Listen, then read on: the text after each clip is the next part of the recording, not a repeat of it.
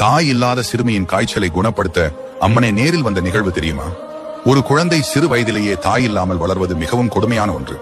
அப்படி தாய் இல்லாமல் வளர்ந்த பெண்தான் சரஸ்வதி. மற்ற குழந்தைகள் தன் தாயின் அரவணைப்பில் வளரும் போது சரஸ்வதி மட்டும் அந்த ஊரில் உள்ள மாரியம்மனை தன் தாயாக நினைத்து வாழ்ந்து வந்தாள்.